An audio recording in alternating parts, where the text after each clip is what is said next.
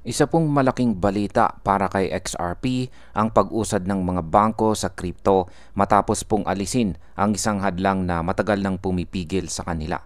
Ayon po sa CFTC Commissioner na si Caroline Pham, handa nang pabilisin ng mga malalaking bangko ang kanilang crypto operations at malinaw na isa sa pinakamalaking makikinabang dito ay walang iba kundi si XRP.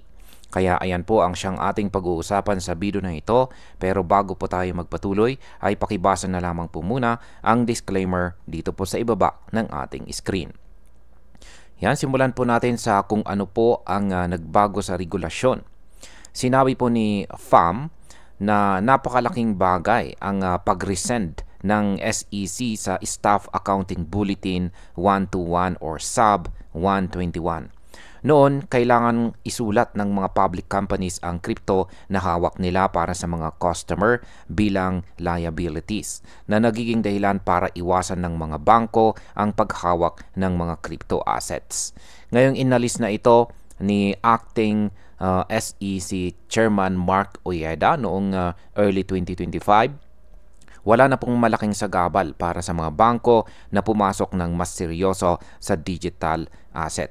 Kaya sa market impact, ang mas malinaw po na regulasyon ay nagdadala ng tiwala sa mga institutional investors.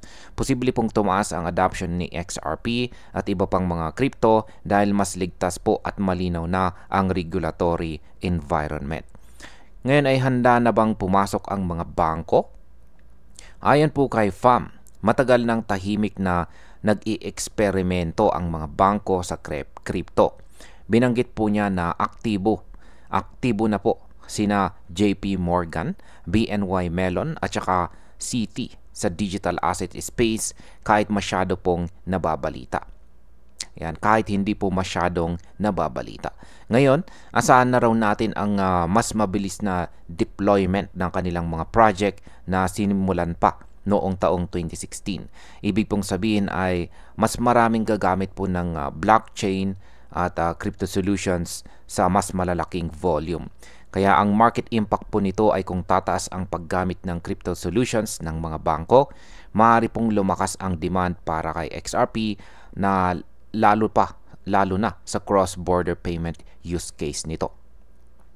Ngayon ay bakit po ba mahalaga ito para kay XRP? Matagal na pong ipinuposisyon ni Ripple sa XRP bilang bridge currency para sa cross-border payments. Sa pag-launch po ng Ripple USD or RLUSD noong December 2024 na may BNY Mellon bilang primary custodian, nabigyan ang mga bangko ng mas ligtas na daan para gumamit ng tokenized settlement. Ngayong wala na pong malaking accounting barrier, mas magiging madali para sa mga bangko na isama ang XRP sa kanilang payment systems at saka liquidity solutions.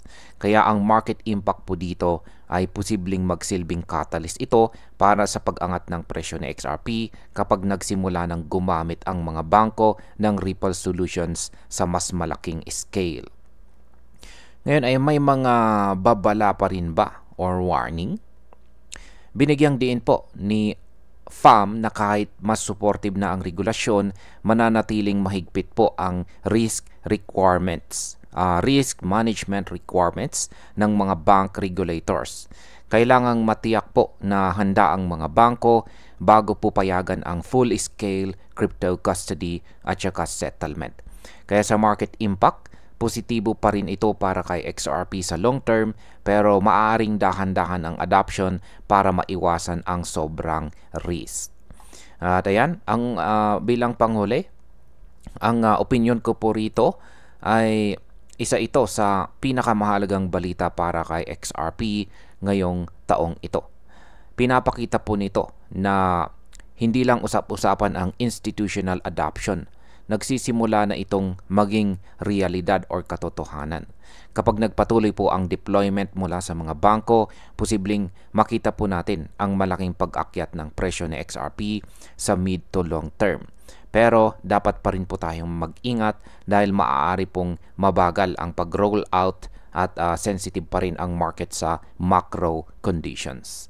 At ayan, hanggang dito na lamang po tayo sa video na ito mga ka-crypto. Marami pong salamat sa panonood. Ingat po tayo lagi at God bless po sa ating lahat.